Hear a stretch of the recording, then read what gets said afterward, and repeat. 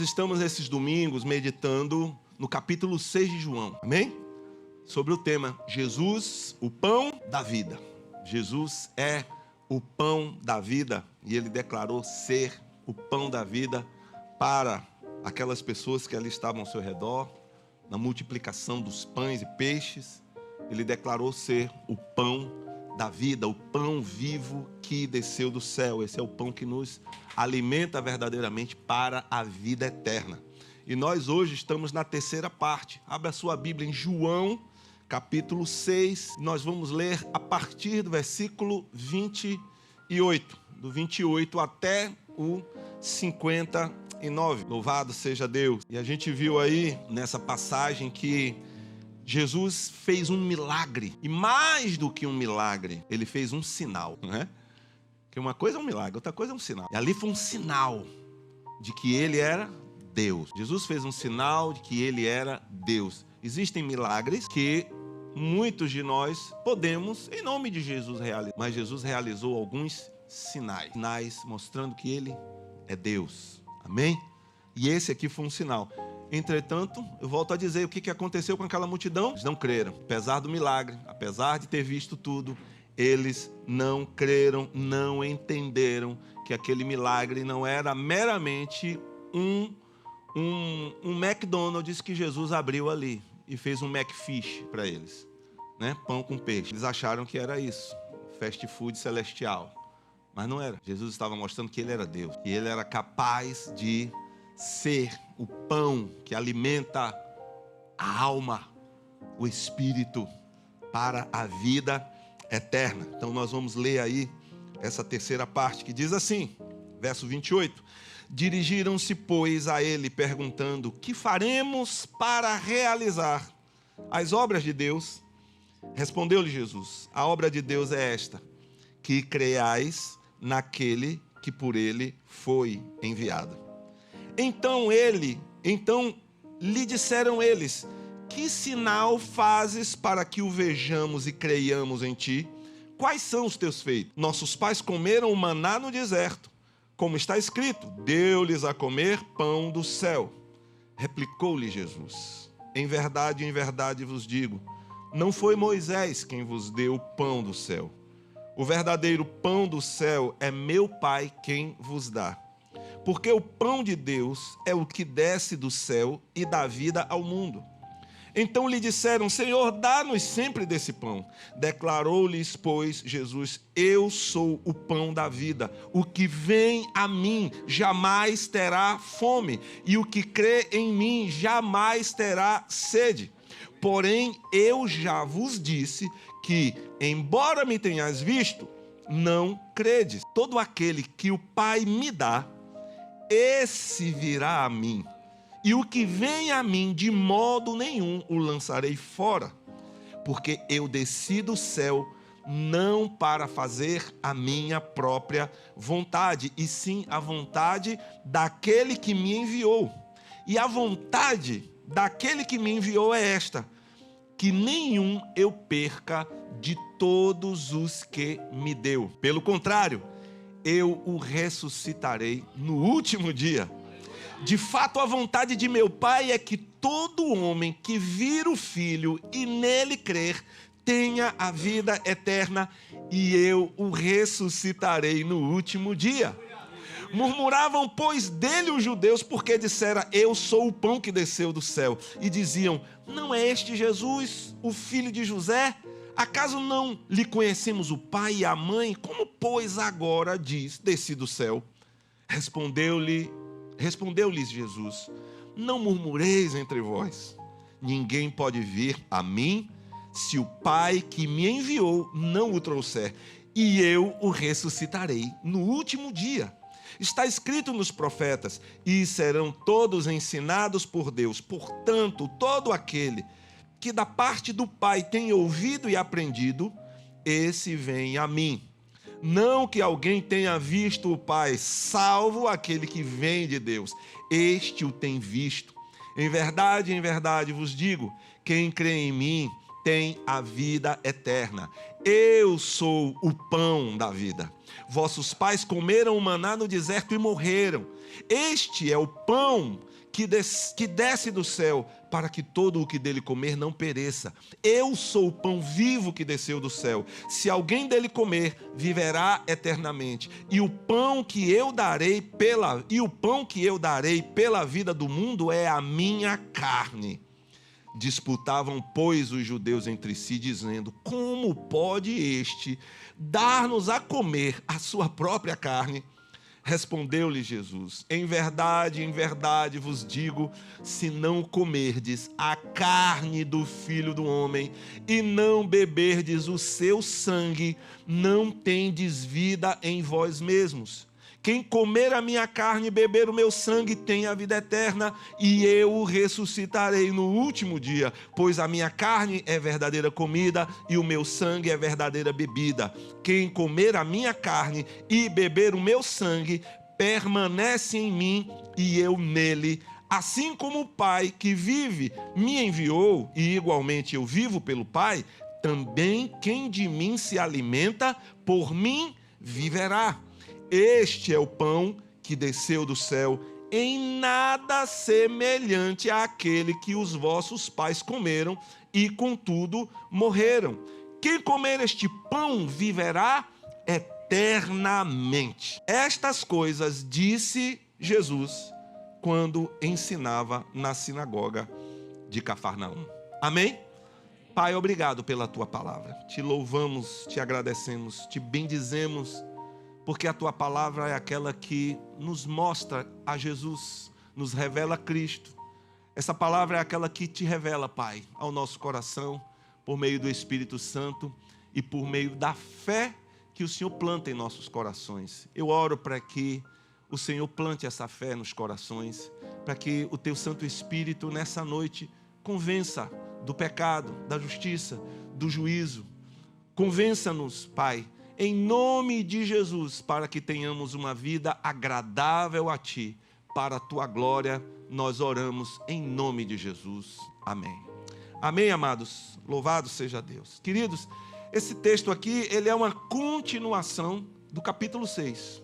Nós começamos do versículo 28, e nós vemos que o capítulo 6 começa falando justamente da multiplicação dos pães e peixes.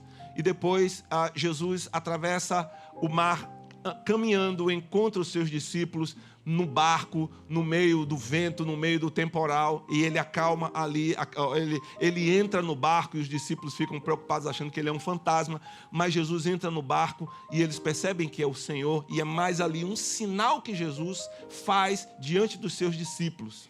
E nós vimos que os sinais que Jesus faz diante dos seus discípulos aumenta-lhes a fé, mas no meio da multidão esse milagre muitas vezes gera incredulidade na maioria deles, como aqui aconteceu.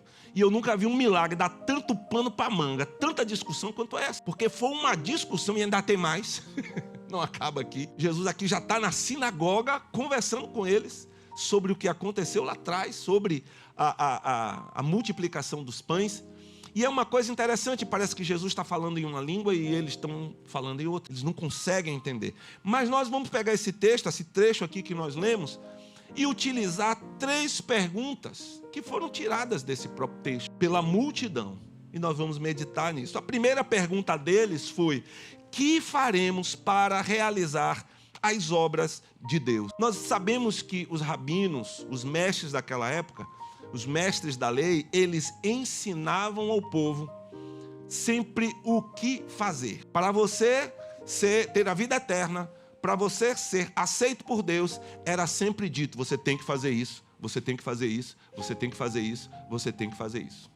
Você tem que fazer várias obras, né? O Senhor deu ali os mandamentos, deu ali um monte de instruções, de estatutos, de mandamentos, de preceitos, de rituais, e eles estavam muito focados no que fazer. Se a gente fizer as coisas, Deus irá nos salvar. Se a gente fizer isso, nós teremos a vida eterna. E isso acabou descambando para o outro lado, porque acabou dizendo assim: se a gente orar na frente de todo mundo vai entender que a gente é muito espiritual.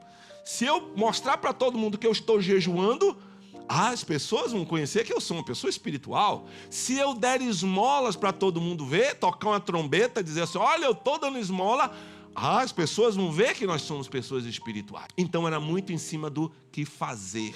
E esse fazer acabou não sendo mais algo para agradar a Deus, mas para agradar a si mesmo.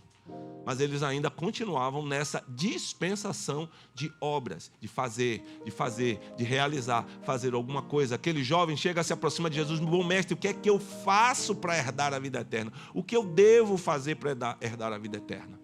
E aqui não é diferente. Aqueles rabinos ensinavam o que eles deveriam fazer. E além disso, eles perguntaram o que faremos para realizar as obras de Deus. A gente precisa entender que ali na Galileia havia muito forte um movimento chamado de zelotes, em que eles queriam, através da força, através da guerra, através do braço, da arma, tomar o poder de volta para si, porque eles estavam sendo subjugados pelo Império Romano. Então era um meio violento de tomar o poder novamente. E eles, quando Jesus acabou de multiplicar os pães e peixes, eles queriam fazer Jesus de rei. Por quê? Para justamente tomar o poder. Vamos fazer dele rei e vamos tirar Herodes daí, porque esse rei aqui é o melhor. E além disso, ele vai ser aquele Messias que vai tomar de volta o reino no braço. Vamos levantar o povo. E por isso Jesus, caiu fora. Por quê? Porque o reino dele não é desse. Amém? Jesus quer estabelecer o reino, o governo dele nesse mundo. Mas esse mundo não é o governo. O governo dele não é daqui. Eles quiseram fazer isso com Jesus. E a resposta de Jesus para eles foi: a obra de Deus é esta, que vocês creiam naquele que o Pai enviou. A obra de Jesus é essa, é a fé, é você crer. E até hoje, infelizmente, nós vamos ver muito crente querendo fazer,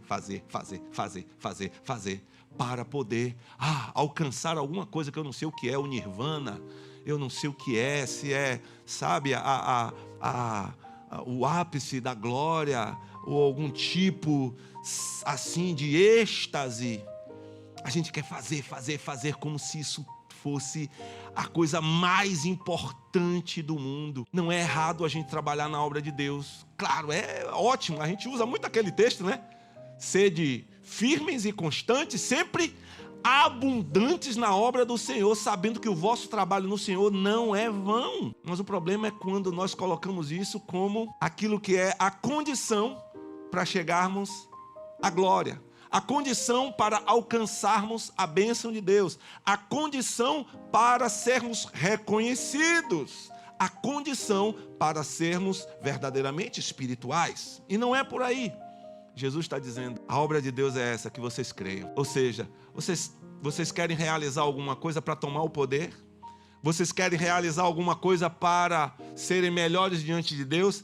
Vocês querem fazer alguma coisa? A obra de Deus não é essa. A obra de Deus é que vocês creiam em mim. E isso para eles era muito mais do que realizar alguma coisa, do que fazer algo. Então Jesus está mostrando justamente aqui que a obra de Deus é crer nele. E a gente precisa também entender isso. Você seguiria o conselho de alguém que você não acredita? De alguém de índole questionável, de autoridade questionável? Vai lá e faz isso. Por que eles não creram em Jesus? Porque eles não estavam vendo a autoridade. Eles não estavam vendo em Jesus a autoridade para dizer assim, eu vou fazer o que ele manda. Eu vou fazer o que ele está dizendo que é para fazer. Porque eu vejo que ele é a autoridade. Eles estavam querendo um sinal. Faz um sinal. Faz alguma coisa para a gente crer. Faça alguma coisa. Quais são os seus feitos? O que você já fez assim de interessante? Igual Moisés fez, que deu pão do céu. E Jesus disse, Moisés não deu pão para você. Quem deu pão para você foi meu pai. Foi Deus quem deu. Então o que acontece, amado? A multidão, ela quer fazer as coisas sem crer. Elas querem fazer as obras porque elas acreditam muito mais no que elas fazem do que no que Cristo manda fazer. Porque Cristo diz, creia em mim. Crede que eu vim do Pai, crede que eu estou no Pai, crede que o Pai está em mim. Mas a multidão acredita muito mais em si. E será que às vezes nós não estamos agindo com um coração de multidão? Eu não estou dizendo que a gente deve cruzar os braços e esperar Deus fazer as coisas. Mas nós muitas vezes estamos orando, pedindo algo ao Senhor, buscando algo do Senhor, e estamos às vezes até atrapalhando Deus fazer o que Ele quer fazer. A gente lembra de Sara, mulher de Abraão, que o Senhor disse, você vai ser mãe. Disse para Abraão, você vai ser pai, não só pai de uma, você vai ser pai de uma multidão. E eles estavam inquietos, até o ponto que Sara disse, olha, toma aqui a minha escrava, eu tenho um filho com ela. E a gente sabe no que deu isso. No problema. Amado, a multidão quer fazer as coisas, quer fazer obras, porque elas acreditam muito mais nas. Nós, como crentes, precisamos ter esse cuidado para não acreditar mais no que nós fazemos, mas sim no que a palavra de Deus nos ordena fazer, o que nós queremos fazer. E a multidão quer fazer para receber algo em troca. Eles não entram para fazer algo para o Senhor de coração aberto. Não, eles querem fazer alguma coisa para receber algo em troca. E quantas vezes nós estamos vendo multidões indo para as igrejas, fazendo coisas para receber algo em troca. É o mesmo coração dessa multidão. Eu acho interessante o coração dos discípulos, como é diferente. Os discípulos, eles creem, eles fazem, e eles nem perguntam, eles nem fazem pensando o que é que a gente vai... Antes de fazer assim, Senhor, a gente quer fazer isso, mas a gente vai receber o quê? Não. Os discípulos fizeram, simplesmente fizeram. Depois é que eles foram assim, Senhor, nós deixamos tudo e te seguimos. O que é que a gente vai receber? Mas quando eles foram deixar, eles não perguntaram, sim, Senhor, peraí, o Senhor... Né? Jesus nem disse, ó, deixa tudo aí. Não, Jesus chamou, venham, me sigam. E eles simplesmente deixaram tudo. Depois é que eles foram pensar, dizer assim, Senhor, agora que eu estou aqui me lembrando, a gente deixou tudo, não foi? E a gente vai receber o quê? Ou seja, olha o coração de quem é discípulo. O coração de quem crê, irmão, vai primeiro. Faz.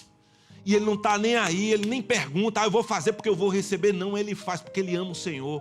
Ele faz porque ele crê no Senhor. Ele faz porque ele segue ao Senhor. Porque ele quer ser igual ao seu mestre. E ele às vezes não sabe nem o que é que vai receber. Depois que ele diz, rapaz, eu vou receber isso tudo, glória a Deus. Irmãos, eu acho que quando nós chegarmos na glória do Senhor, e o Senhor trazer, arrebentar assim, abrir o saco de presente, dizer, toma aí, você vai dizer, vixe, eu nem sabia que eu ia ganhar isso tudo. Vai fazer igual um irmão aqui que fez a escola de líderes, e quando terminou a escola de líderes, o pessoal que foi 100% frequente ganhou um certificado douradinho, ainda ganhou um presente. Ele fez, se eu soubesse, eu não tinha faltado. Vai ter gente assim na glória. Meu Deus, se eu soubesse, eu tinha feito mais. Eu tinha aberto mão mais da minha vida. Mas esse é o coração da multidão que às vezes quer saber, bom, antes de eu fazer, eu vou receber o quê? O que é que eu vou ter de vantagem? O que é que eu vou ganhar nisso? Pedro disse, eis que deixamos tudo e te seguimos. O que vai ser com a gente? O que é que a gente vai receber? E Jesus disse para ele que eles iriam receber. A obra de Deus é essa, que você creia no Filho de Deus. Creia no Filho de Deus. Qual é a próxima pergunta que a gente vê aqui? A próxima pergunta feita por eles. Que sinal tu fazes para que creiamos? Que sinal você faz para que a gente creia? Eles disseram, nossos pais comeram o maná. É como se dissesse, olha, Moisés deu para os nossos antepassados um pão do céu. Ele alimentou a gente. Qual é a garantia que você dá para a gente de que você é vindo de Deus? Você vai dar pão de novo para a gente? Vai multiplicar de novo todo dia pão para a gente? Porque a gente comeu bem lá. Naquele lugar o negócio foi bom. O rango estava bom. O Macfish, você vai trazer um Mac dia feliz pra gente aí todo dia, né? E Jesus só observando. Eles pedindo uma garantia. Veja só que petulância. E aí Jesus puxa o tapete deles e simplesmente diz assim, não foi Moisés que deu o pão para Moisés, de si mesmo, sozinho, não conseguiria fazer absolutamente nada. Mas eles estavam querendo que Jesus fizesse sinais como Moisés. Isso não é fé. Sabe como é o nome disso? Empirismo. Quem estuda aí na faculdade sabe o que quer dizer. Empirismo. Eu quero ver para eu crer. Eu só acredito no que eu estou vendo. Isso é a chamada ciência. Você não está vendo? Então não existe. Eu quero ver aqui. Prova que mostra que por A mais B, você vai lá, faz um procedimento, repete aquele procedimento aqui, isso é ciência. Eles não estavam atrás de fé, eles estavam atrás de empirismo. Eles queriam ver para crer. E isso não é fé. O reino de Deus não funciona assim. Porque o justo viverá da fé. Romanos 1,17. O justo viverá da fé. E lá em Abacuque também. que por sinal é o único livro do Velho Testamento que tem a palavra fé, é Abacuque. Jesus disse que o verdadeiro pão é aquele que desce do céu e dá vida ao mundo, porque todos aqueles que comeram do maná morreram, e morreram feio, porque morreram no pecado, porque morreram na incredulidade. E Jesus disse: o pão que eu vou dar para vocês é um pão que vai dar vida para vocês, e eu vou ressuscitar vocês no último dia. Aleluia. Aí quando Jesus fala desse pão, Senhor, dá-nos sempre desse pão, ou seja, eu quero comer, eu quero rango. E aí Jesus disse: eu sou o pão da vida, eu sou o pão da vida. Jesus disse: eu já disse isso para vocês, mas vocês não entenderam. Sabe aquele milagre lá que aconteceu? Deu multiplicar pães e peixes e alimentar para mais de 5.000 pessoas. Ele provavelmente tinha mais de 10.000 pessoas, porque só contava homens e mulheres, não contava, ou só contava os homens, não contava mulheres e crianças. Vocês não perceberam que o fato de eu multiplicar aqueles pães e peixes, isso mostra para vocês que eu sou o verdadeiro pão, eu é que sou o alimento para a vida de vocês, e não é um alimento para vocês comerem hoje e amanhã ter que comer novamente, não, eu sou um alimento para a vida eterna. Eu sou um alimento para suprir a vida de vocês por toda a eternidade. Eu já disse isso para vocês, mas vocês não creram. Jesus disse: trabalhem pela comida, não pela comida que perece, mas para a comida que traz a vida eterna. E para a gente trabalhar para comer da vida eterna, é crer no Senhor, é confiar no Senhor, é viver pela fé. Cristo Ele veio para dar vida. Cristo veio para dar vida. Mas o coração daquela multidão e o coração da multidão de hoje, ela só quer que Jesus, que Deus resolva os seus problemas. É isso que a multidão de hoje deseja.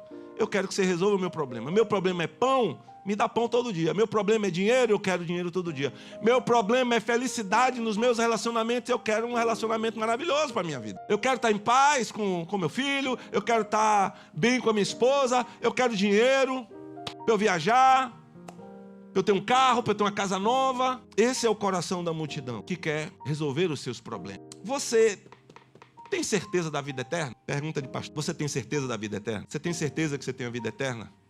Tem? Eu tô achando um bocado de gente aqui com dúvida. Você tem certeza ou não tem? Hein? Tem? O que te garante que você tem vida eterna?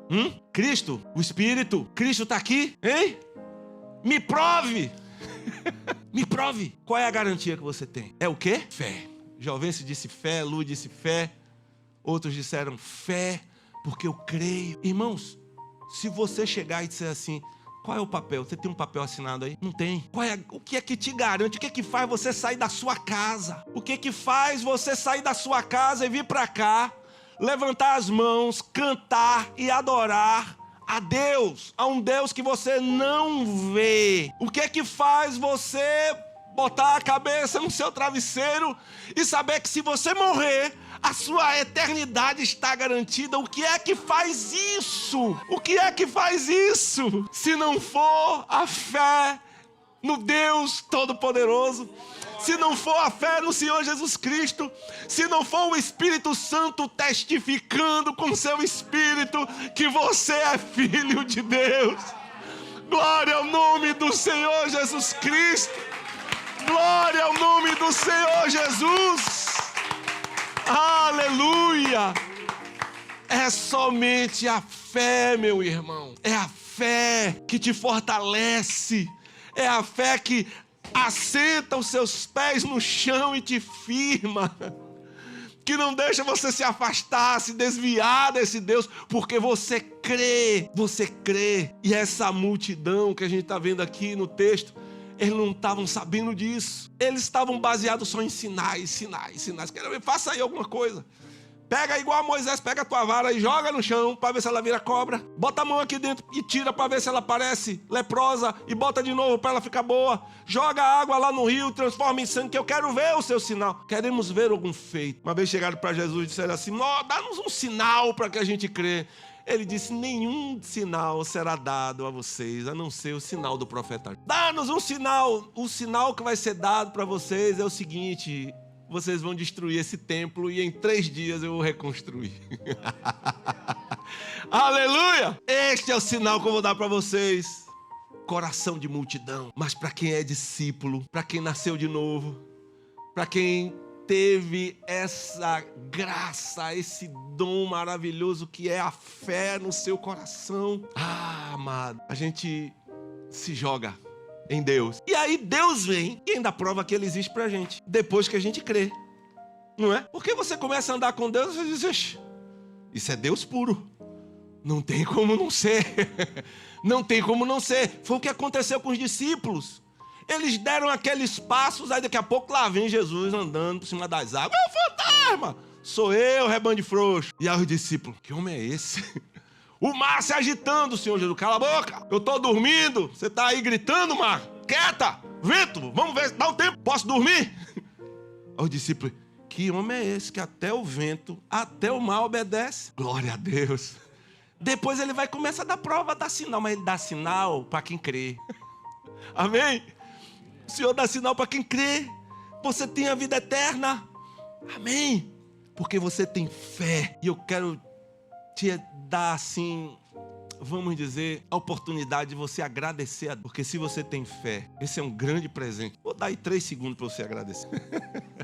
Obrigado, glória a Deus. Amém? Sabe por que eu estou fazendo isso? Porque tem gente que não. Eu tinha um vizinho que ele dizia assim, Walter, eu queria tanto crer como você crê. Eu queria acreditar. Eu queria ser assim como você. Ele foi um dia na comunidade, a gente ainda reunia ali, naquele outro local. Ele foi lá, ele viu a igreja, os irmãos orando, cantando.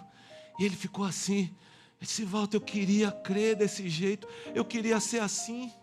Mas eu não consigo. Ele não tinha esse dom, essa graça.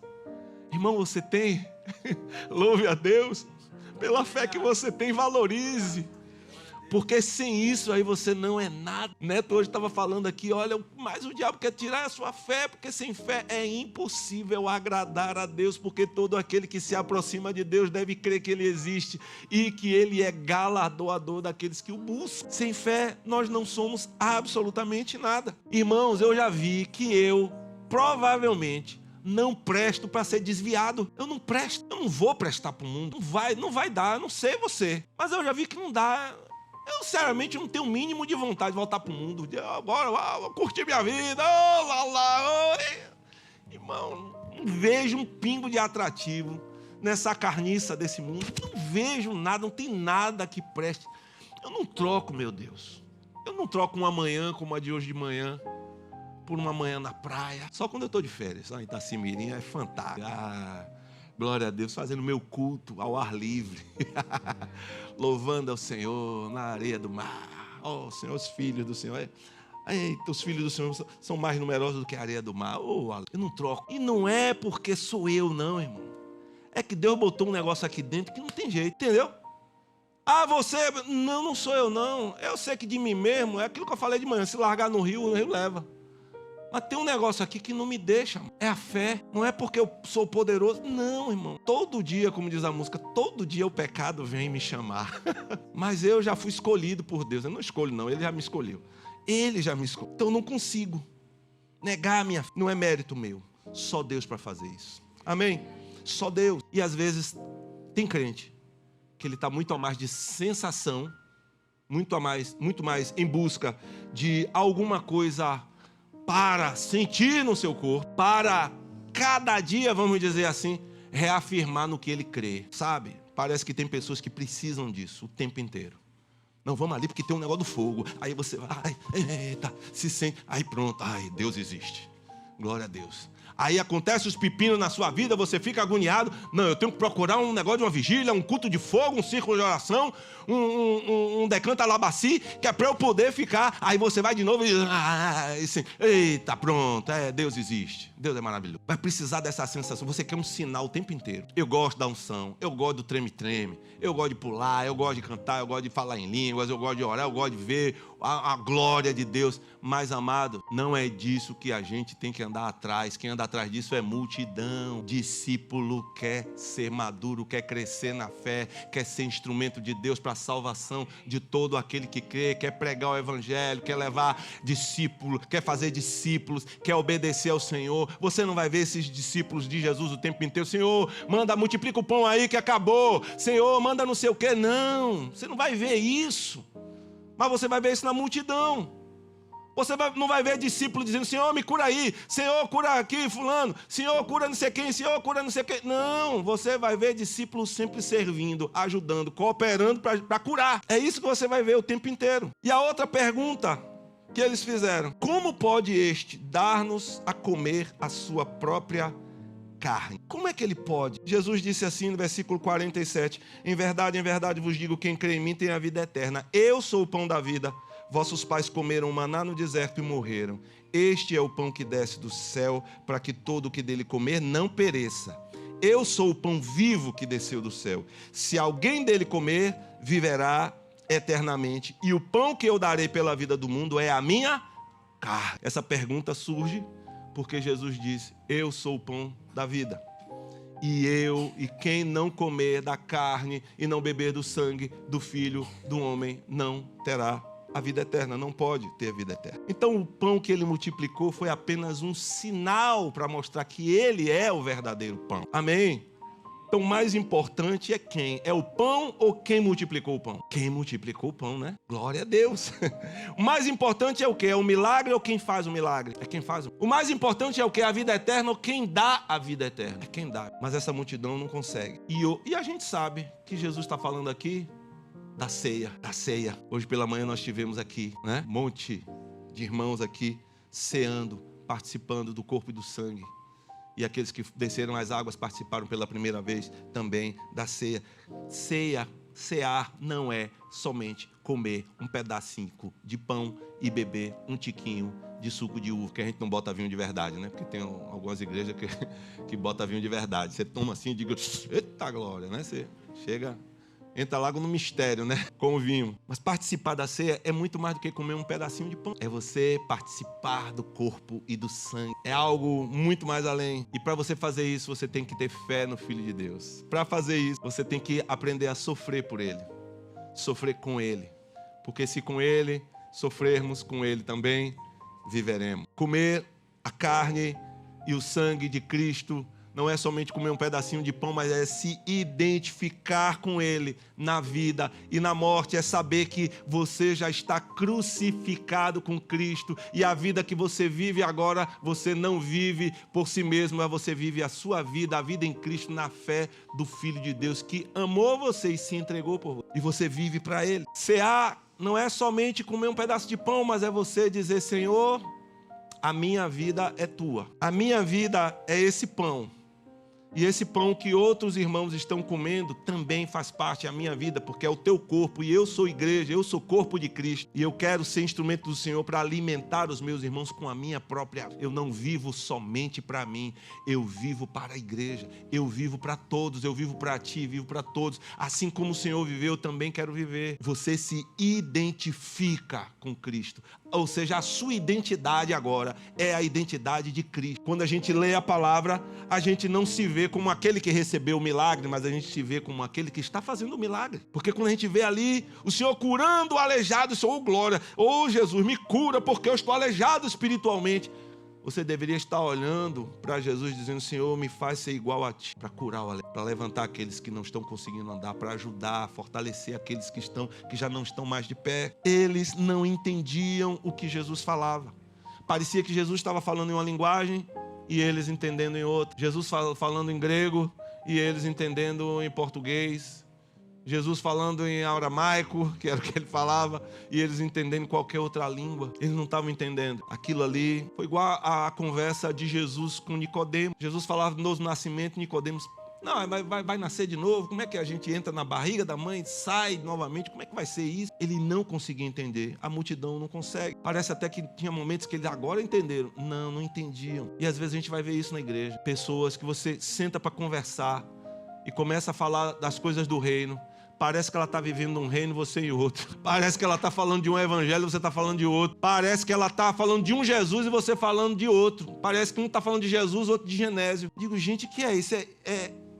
E Paulo passou por isso com os Gálatas. Ele disse assim, ó insensatos Gálatas, no capítulo 3, verso 1. Ó insensatos Gálatas, quem foi que vos fascinou? Quem foi o feiticeiro que botou isso na cabeça de vocês? Que vocês precisam da circuncisão, porque eles estavam com a cabeça em qualquer lugar. Um outro evangelho É um outro Jesus. Às vezes você vem, aí começa a falar, a gente ouve e diz, tem alguma coisa estranha nisso que ela está falando, nisso que ele está falando, porque parece outro evangelho. E é por isso que muitas vezes você vai sentar para ouvir uma palavra, e tem muito crente, infelizmente, que quando ouve o verdadeiro evangelho, ele fica assim achando estranho. Vixe, que negócio chato, que frieza, tá estranho esse negócio. Como foi o culto lá? Foi bonzinho, foi legal. Como foi a vigília? Foi boa. O pessoal só ficava falando lá de Jesus, só falando de negar a si mesmo, só falando de discipulado. Foi boa. Falando umas besteiras lá da Bíblia, pra gente ouvir. Por quê? Porque esse evangelho não entra na cabeça. E aí você vai ver outro dizendo assim, rapaz, fui no lugar e foi não sei o quê, e o cara disse umas frases assim, papapá, rapaz, que maravilha. Mas quando você ouve, você bota, você espreme e não dá caldo. E a gente vai começar a perceber assim, parece que tem alguma coisa estranha. É o que está acontecendo aqui. Às vezes a pessoa está buscando uma coisa, Jesus está dando outra, ele está entendendo outra e a coisa não funciona. E eu fico perguntando assim, o que está acontecendo? E irmãos, olha, em nome de Jesus, eu não quero dizer isso aqui, que a nossa igreja é a melhor, é a única que prega a verdade, o evangelho. Não é isso que eu estou dizendo não, pelo amor de Deus, viu? Se é isso que você está pensando, você também parece estar meio atrapalhado, igual aquela multidão, está pensando outra coisa. Não é isso que eu estou falando, não é isso que eu estou falando. Mas eu fico pensando, o que é que acontece para a gente ver essa disparidade, essa coisa estranha, muitas vezes, no meio cristão? Eu pensei em algumas coisas assim. Provavelmente devem estar sendo lançados dois tipos de semente. Uma semente boa do evangelho e uma semente meia, derrubada, meio estranha aí, meia modificada. Não sei se é transgênica, o que é que está acontecendo, que está dando um bocado de doença celíaca por aí.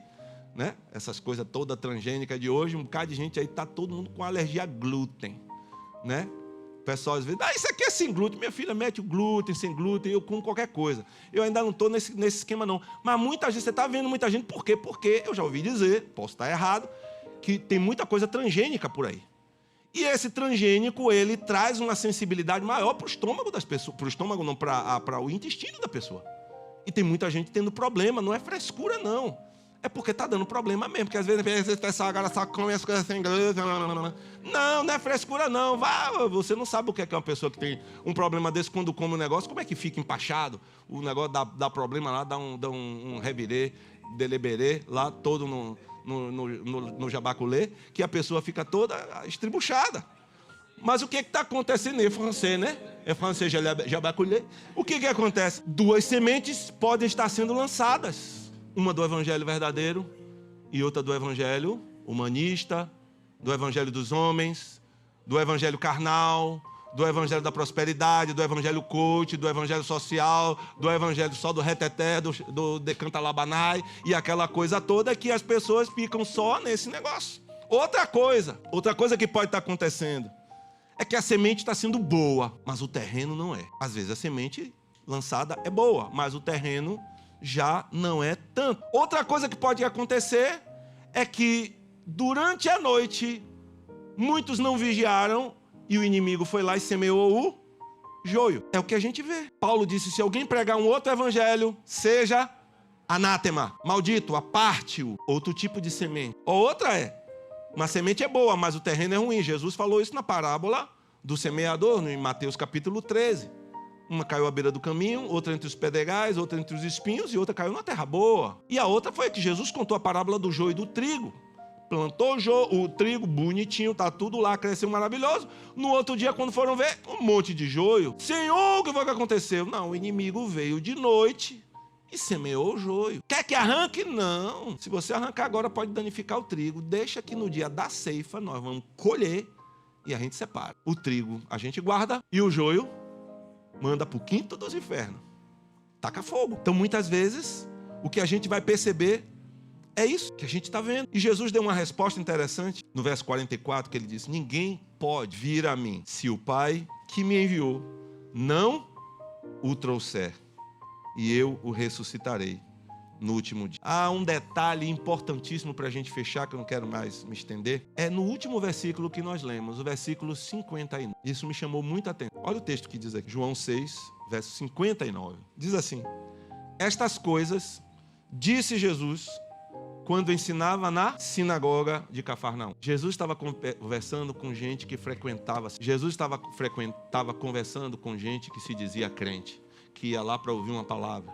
Jesus estava conversando com pessoas que estavam num local de reunião, onde eles proclamavam a palavra, propagavam a palavra, aprendiam a palavra, ensinavam a palavra. Você pode estar dentro da sinagoga, você pode estar dentro da sinagoga, você pode estar dentro dos templos, você pode ser um frequentador assíduo, mas isso não vai mudar o seu coração, o seu interior. Se verdadeiramente não houver fé, se não houver algo, se Deus não plantar algo, uma semente, e ele acessar o seu coração, não vai acontecer absolutamente nada. Somente você passando por uma experiência de novo nascimento, de uma transformação interior, é que você vai conseguir entender o que é o Evangelho de Jesus. E você poder ter essa certeza firme e forte em seu coração.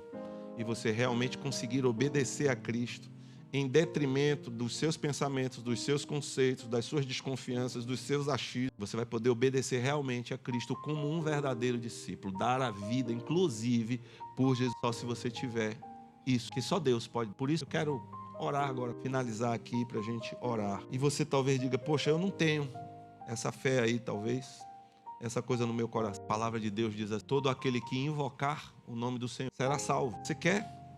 Igual aquele meu amigo, eu não tenho essa fé, Val. Se você quer, diga, Pai, Deus, eu não creio em Ti. Eu não estou entendendo nada, mas me faça entender, me faça crer. Me ajude, como aquele pai que disse, ajuda-me na minha incredulidade. Se você é crente e tem vacilado, peça ao Senhor aí, nesse momento, Senhor, fala, toca em meu coração, não deixe eu ser uma pessoa incrédula. Eu quero ter um coração de verdadeiro discípulo, um coração que crê no Senhor primeiro. Não é um coração que quer fazer coisas em troca do que o Senhor vai dar, mas eu quero te amar, te servir, te seguir todos os dias. Amém? Vamos orar. Se você no seu coração deseja entregar sua vida a Jesus, eu quero convidar você a sair do seu lugar e vir aqui à frente para a gente orar e orar com você, para que Deus te ajude e te fortaleça a você verdadeiramente ter uma fé solidificada. Queridos irmãos, nós necessitamos pregar o Evangelho hoje, não só para os de fora, mas para os de dentro. Porque a gente vai ver, inclusive, dando sequência ao que a gente leu, que muitos discípulos de Jesus já não criam mais depois daquela palavra, comer a minha carne. Duro é esse discurso, tá difícil engolir, tá difícil mastigar, tá difícil ouvir. Vamos orar por isso, para que a nossa fé não desfaleça. Pelo contrário, a nossa fé se fortaleça cada vez mais, se firme cada vez mais no Senhor, e você possa ver outros irmãos, discípulos de Jesus, crescendo na fé. E não há alegria maior do que ver os nossos filhos andando na verdade, semeando, compartilhando a verdade, vivendo a verdade. Amém? Vamos orar ao Senhor.